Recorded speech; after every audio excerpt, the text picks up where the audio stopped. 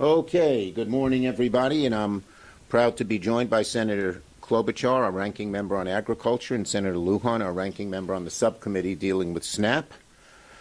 So look, right now we're staring down the barrel at two crises at once, a health care crisis and a hunger crisis, and both are caused by one man, Donald Trump. We're now 3 days from open enrollment. Today, the window shopping begins. People are going to see drastic increases in their health care costs. People are going to sit at the dinner table Friday night with a hole in the pit of their stomach and saying, how are we going to do this? We can't afford another $4,000 or $5,000 a year, $10,000, even $20,000 in some cases for health care. How are we going to do without health care, but how are we going to pay for health care? And now, for the first time in history, a president, Donald Trump, is refusing to fund SNAP during a shutdown. 42 million Americans, hungry children, middle-class families someone's lost the job, veterans, senior citizens who struggle to pay for their food.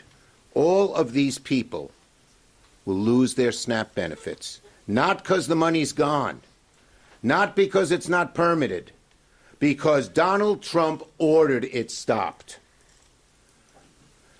Donald Trump is a vindictive politician and a heartless man. Let's be clear, this does not need to happen.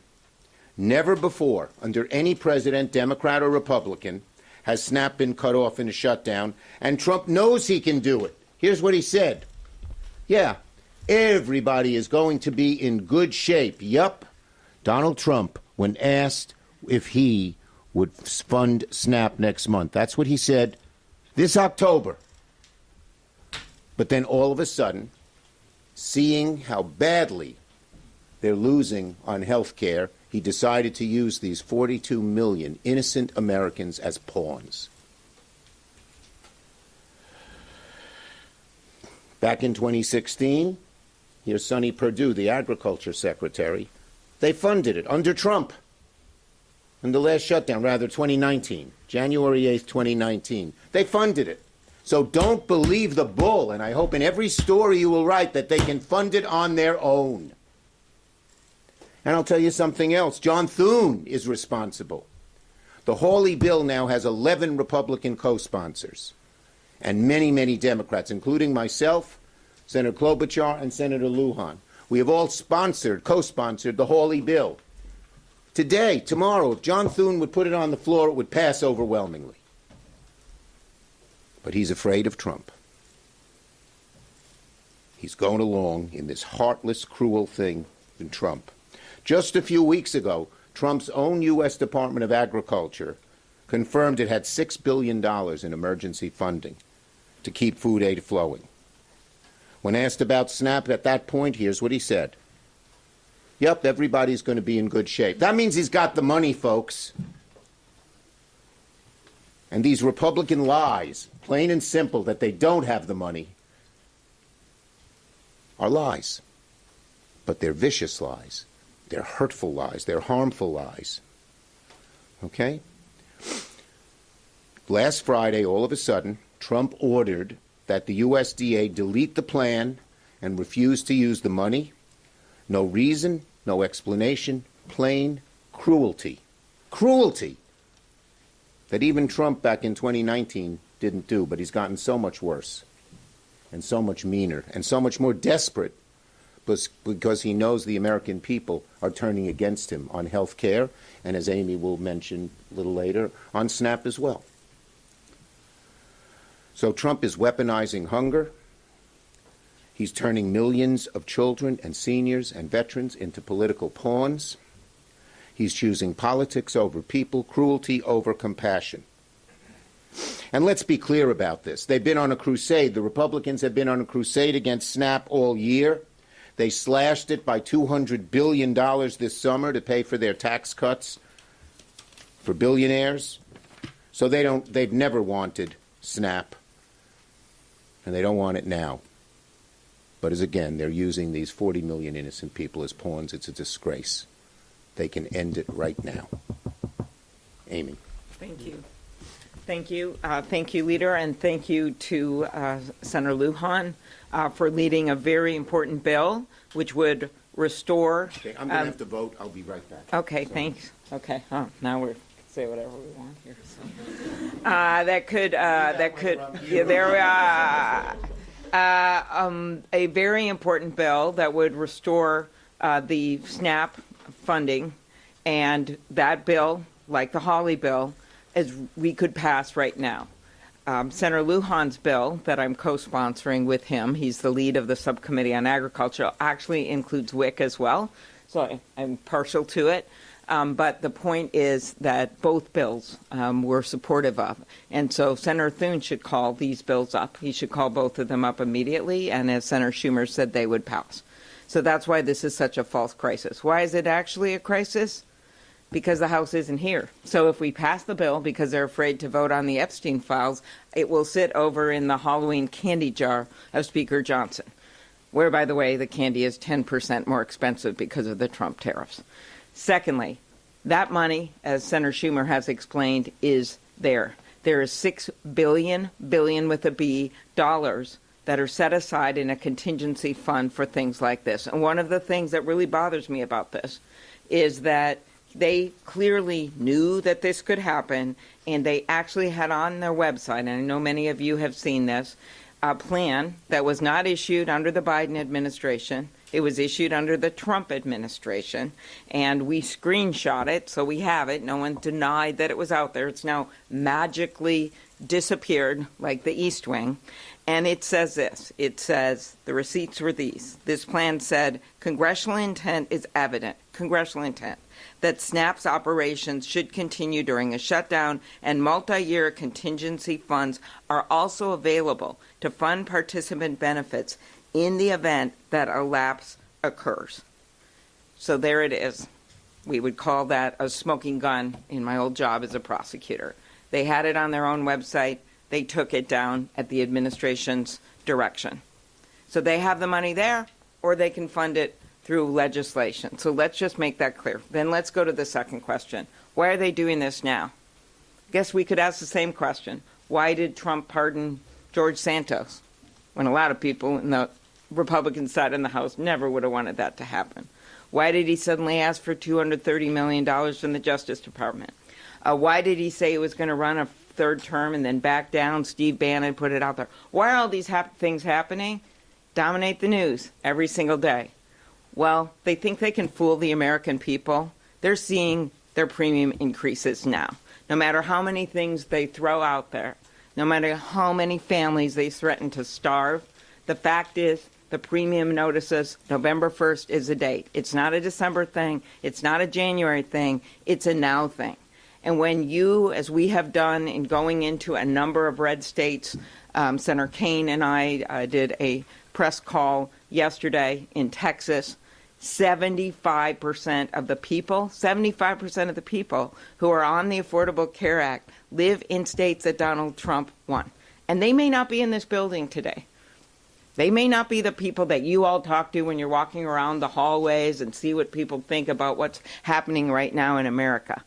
But the people out there, they know their costs are up, they know that chaos is up, they know that corruption is up. And healthcare is the major driver of their costs, but you add in their garden equipment, tools, audio equipment, these numbers are skyrocketing right now because of the Trump tariffs and because of the inability to even come to the table to talk about healthcare with us. He's off flying around, meeting with all these foreign leaders, negotiating with them, doing photo ops, while we're here in this building waiting for him to call up our leaders to go and negotiate on this, the thing that is the number one thing on Americans' minds, and that is their costs and the cost of their health care.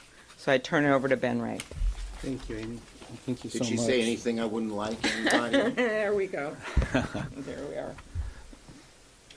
Look, you all, I appreciate this room being full. I'm getting a chance to visit with you in the hallways, but also here. I mean, this shows the interest here. I'm going to repeat something Senator Schumer shared, and it goes to Secretary Perdue, this funding for SNAP has never lapsed in the history of the United States. Last shutdown under President Trump. They found a way to use this money. As a matter of fact, the contingency fund this year was already utilized to pay for staff for SNAP. They already tapped it once. And that plan that Senator Klobuchar talked about, here it is. Why would this magically disappear from the website? And why Speaker Johnson lied to the American people saying, oh, the law does not allow for this to happen? It's bullshit. I'll say it. I come from a small farm. I know the difference of good soil and the bullshit that goes in it, and this is the bullshit. Taking these plans down to try to lie to the American people and justify why it's okay for people to go hungry. 40 million people, plain and simple. 40 million people that are going to miss a meal in the United States of America. And I want to commend every one of my Democratic colleagues that is a co-sponsor of this legislation, and many of us that are co-sponsors of Senator Hawley's legislation, including all of my Republican colleagues. I was asked a question earlier today by one of the journalists about, what's getting in the way of this? Well, President Donald Trump, Secretary Rowlands, and now Leader Thune. He's not allowing a vote on a floor that has bipartisan support, and heck, it could just be a UC. Which Republican's going to stand up and object to their constituents eating? And by the way, while New Mexico is at the top of the list of states that will be impacted per capita of SNAP beneficiaries, Louisiana's in the top 5. Third. I'll remind you the state that the Speaker of the United States House of Representatives is from. I hope his constituents find him. I hope the Republican colleagues, I think Leader Schumer, you shared with us, it's 75 now. 75 House Republicans that have told the press something has to be done to prevent health insurance premiums from doubling. They should come to Washington, D.C. They don't need to wait for the Speaker to invite them. Come down here. Let's get together. If the Speaker doesn't want to get in a room, how about the rest of us get in a room? I'll close with this. Chuck, as I turn this back to you. We had a governor from New Mexico, Bruce King, cattle rancher.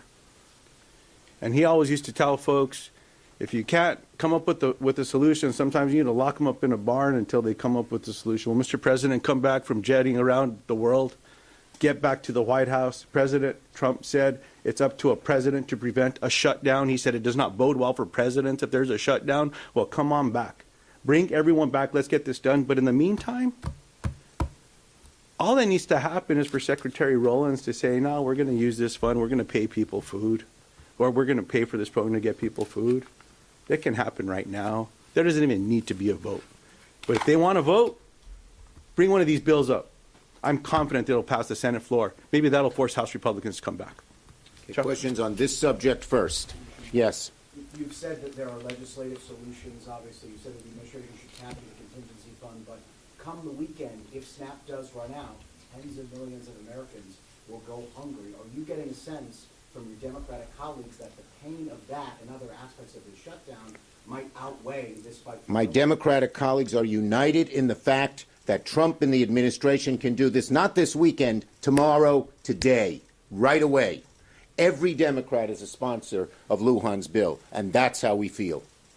Yes. Thank you so much. Irrespective of the dispute on whether USDA contingency funds can be used for SNAP benefits. It is not, wait a minute, excuse me. It is not a dispute. It is fact they can use it, and the Republicans say it. Okay, but there's, only 5 or 6 billion, and it's not cost $8 billion monthly just to administer. I mean, if anything, it would only last. It does not cost $5 or $6 billion to administer. There's enough money to start feeding people right away. $6 billion's a lot of money, and they're using it for other things. $20 billion for Argentina, hundreds of millions for Kristi Noem's plane. Who are we kidding here?